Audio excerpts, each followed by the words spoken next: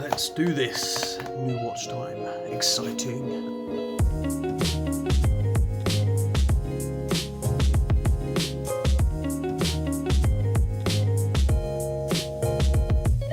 So, it is no secret that I am a fan of the Seiko Turtle. We've got two right here. Both of these are Save the Oceans.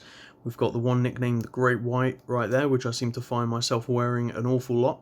And then we have the other one, which is kind of like the Deep Sea James Cameron edition. So the Turtles, I think, in my opinion, just offer an insane amount of value for what you get. They're good-looking watches. They wear really well. They're different on the wrist, and also the variants they do are really cool. So I'm unintentionally building up a small collection of the Turtles. Now, that wasn't my goal. I didn't set out to do that. It just seems to be going that way. However, I'm not collecting the normal ones. So I have owned the SRP95, I believe it's called. So the standard black. I've had the blue. I've had the one with the gold. I've been lucky enough to own most of them. However, this one, I have not. So you've got the tissue paper and all that sort of stuff. This one is brand new. I managed to find one brand new. And let's take a look. Oh, it's just teasing, isn't it? It's just teasing. This is my first time seeing it in the flesh as well. Here we go. Okay, so some of you guys will know what this is straight away. This is the Prospex Turtle, the SRPC95, also nicknamed the NEMO. So quite an unusual and funky watch, which is why I had to get my hands on it. So as you can see, you've got this beautiful, vibrant orange dial, which is just incredible. Let me see if I can zoom in there. Look at that. That's gorgeous. Bright orange. You have a cyclops over the date. You have a blue bezel. So that is blue, it's not black, with the highlights of orange as well on that.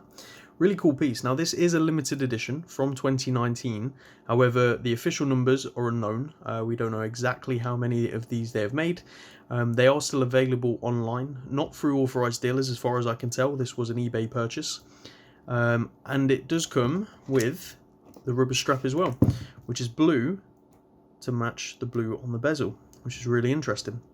Now, this watch is still stickered, still has its tag, everything like that.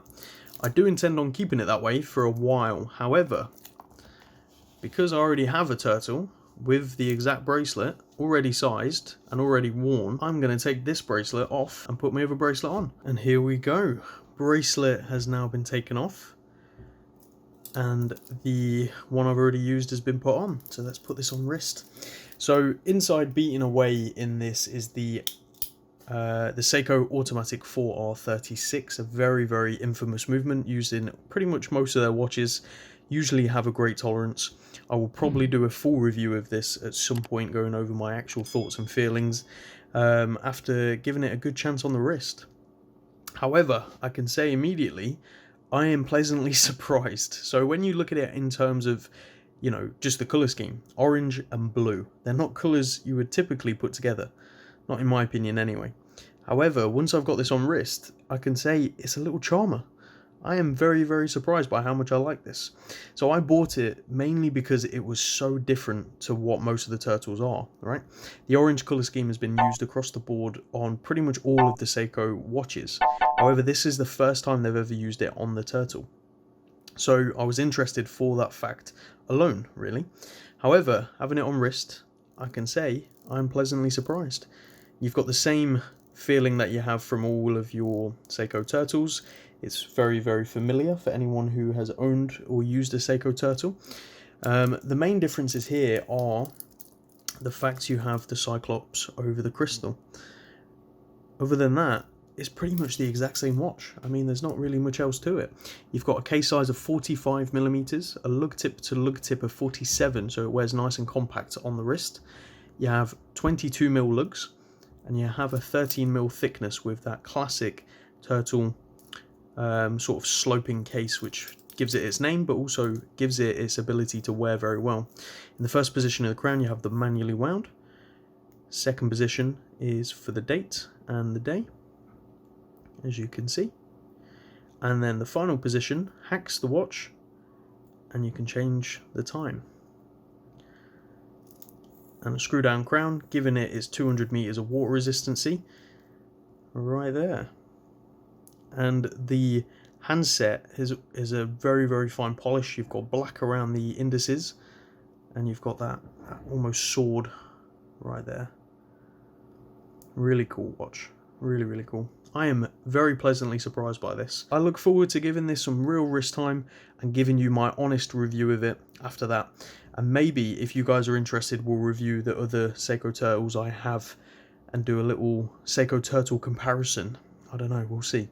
But I thought I'd bring you an unboxing and first impressions of this watch, considering I've bought it in for myself. It might go for sale at some point, but as of right now, it's staying in the collection, as are the other Seiko Turtles. So thank you very much for watching, hope you enjoyed, and I look forward to seeing you in the next one. Take care, guys.